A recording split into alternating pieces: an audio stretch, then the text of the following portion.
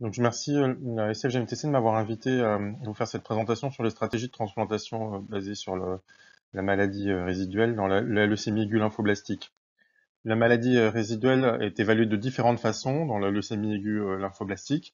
Et la technique de référence en France est actuellement l'étude des réarrangements IG-TCR, avec comme méthode alternative l'immunophénotypage des blastes, donc la cytométrie en flux. D'autres techniques sont pratiquées, notamment l'étude de réarrangement de fusion de gènes comme BCR Abelson dans les LL chromosomes Philadelphie ou dans les réarrangements de MLL. Et plus rarement en France, même si cette technique aide à la détection des cibles pour pour l'étude des réarrangements IGTCR, la technique de NGS qui a pourtant été adoptée comme technique de référence par la FDA en 2018.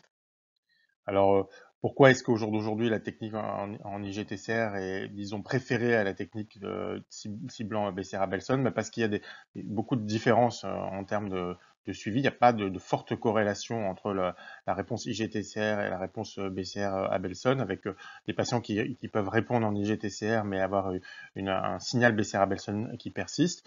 Alors, on ne sait pas complètement à quoi est dû ce signal BCR-ABelson qui persiste au jour d'aujourd'hui, probablement du fait d'une hématopoïèse non myeloproliférative de type CML-like.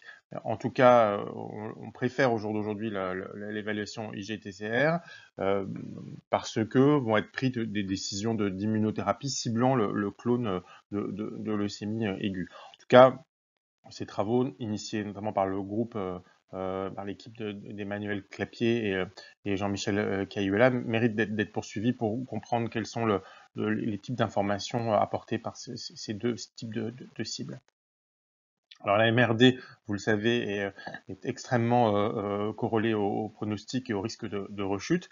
Elle est évaluée en post-induction à 6 semaines et en cours de consolidation ou en post-consolidation selon les équipes à 12 semaines. À peu près 2 tiers des patients vont être MRD négatifs, en dessous d'un seuil de 10-4. Près de 85% à 12 semaines. Et en dessous de ce seuil, que la MRD soit négatif ou pas, en vert ou en bleu, le taux de rechute ou le risque de rechute est à peu près 20% à 5 ans versus plus du double. Et ça a bien sûr un impact en termes de survie, puisque les patients ont une survie post-rémission qui est de l'ordre de 75% dans l'expérience du Graal 2003-2005 pour une MRD inférieure à 10-4 versus un peu moins de 50% pour les MRD supérieurs à 10-4.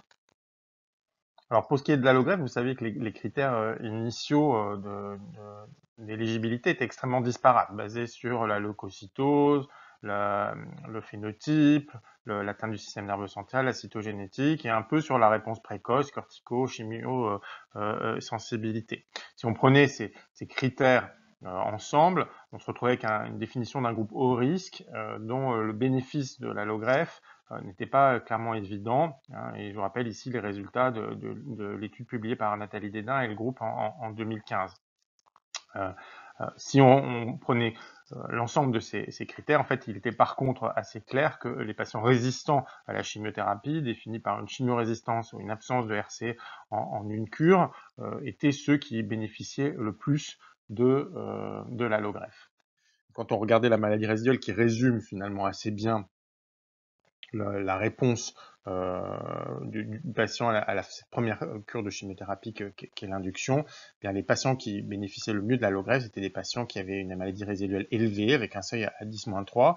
Et ce seuil était également retrouvé, alors avec une maladie résiduelle différente, BCR-ABelson à l'époque, on n'utilisait pas IGTCR, dans les LAL à chromosome Philadelphie sur le graphique de droite. Donc les patients qui bénéficient, ou la maladie résiduelle est un critère qui permet de prédire le bénéfice de l'allogreffe. D'ailleurs, l'ensemble des groupes européens ont maintenant, parce qu'ils ont aussi mené ce type d'études de leur côté, ont adopté la maladie résiduelle soit en post-induction, soit en post-consolidation, comme un critère relativement consensuel d'indication de l'allogreffe, même si certains ont gardé d'autres facteurs, comme la leucocytose, les réarrangements d'Icaros, les phénotypes, la corticosensibilité, etc., comme critères d'allogreffe. Mais vous voyez que le consensus est autour de la maladie résiduelle.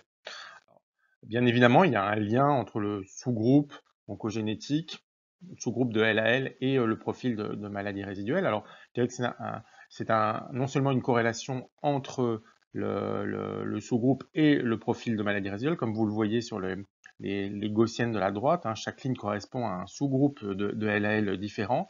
Mais alors, ce qui est le plus important ici, c'est que pour un seuil de maladie résiduelle donné, donc sur voilà, une barre verticale donnée, ici sur la droite, vous allez avoir un risque de rechute qui est différent. Donc peut-être qu'il va falloir dans le futur tenir compte du sous-groupe cytogénétique pour interpréter la maladie résiduelle, interpréter le risque de rechute et peut-être revenir à ce bénéfice de l'allogreffe qui pourrait différer d'un sous-groupe cytogénétique à l'autre. Il y a beaucoup de discussions sur le fait, notamment dans le protocole actuel, d'avoir exclu le critère réarrangement de MLL, qui associe, on le sait, un mauvais pronostic de l'allogreffe chez les bons répondeurs MRD.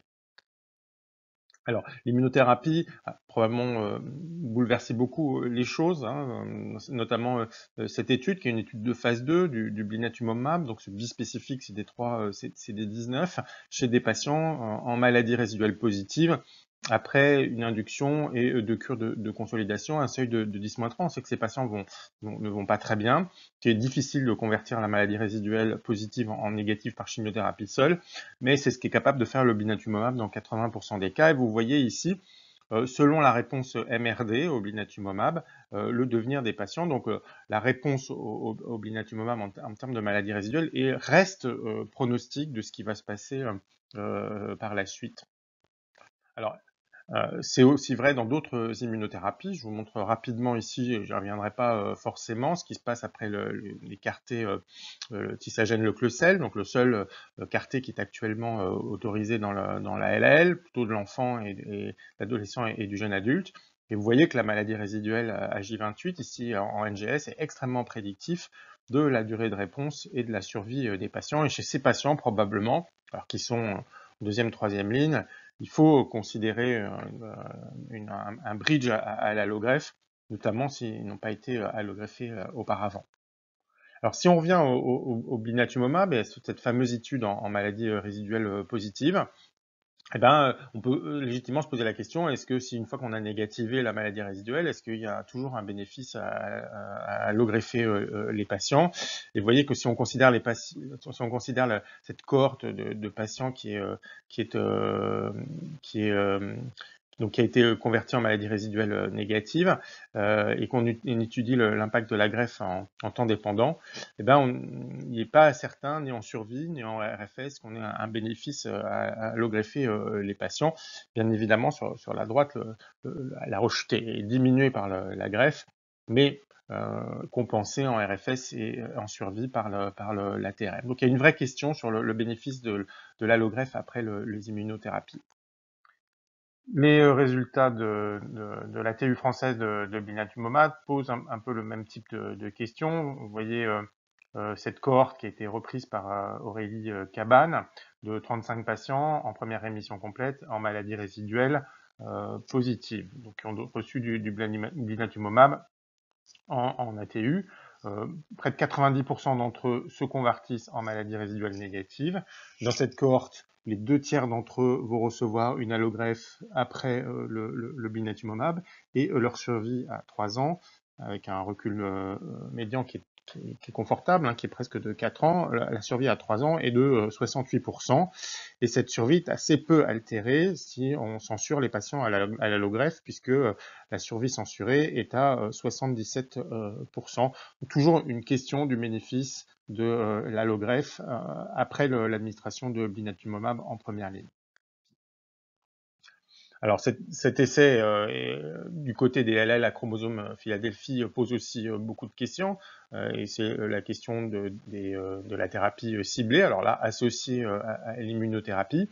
Donc cette phase 2, le groupe italien associe dans un premier temps le dasatinib à une corticothérapie, puis du blinatumomab chez l'ensemble des patients, quelles que soient les réponses, mais c'est principalement des répondeurs, en association à l'inhibiteur de tyrosine kinase pour 2 cycles, maximum 5 cycles, après une évaluation de la maladie résiduelle après 2 cycles.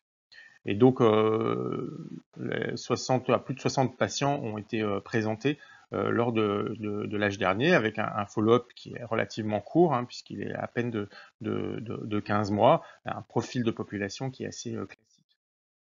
Et vous voyez que la réponse, après 2 cycles de blinatumomab, la réponse en maladie résiduelle, donc le nombre de patients qui atteignent une réponse soit moléculaire complète, soit qui sont positifs non quantifiables, donc à des seuils extrêmement faibles, est de l'ordre de 60%. Et que, alors encore une fois, les délais sont courts, mais la DFS et la survie dans cette population de patients est extrêmement intéressante et bien au-dessus de ce que on a pu connaître jusqu'au jour d'aujourd'hui dans ce sous-groupe de LAL, à chromosome Philadelphie, qui était jusqu'à présent, même à l'heure des ITK, considéré comme un groupe difficile à prendre en charge.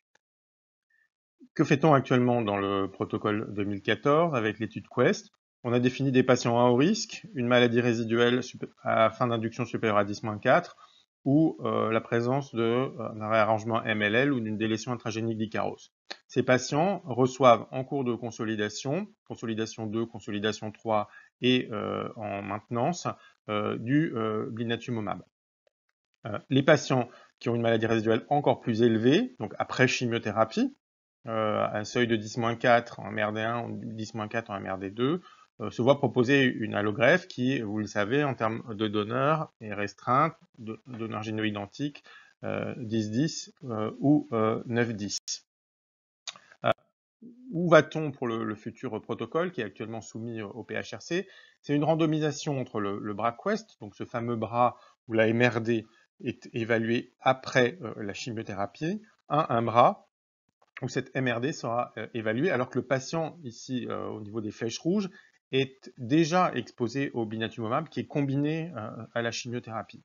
Et donc, le MRD au point 1 et au point 2 seront évalués dans le bras investigationnel après l'exposition au blinatumomab. On s'attend à avoir beaucoup plus de patients en maladie résiduelle négative.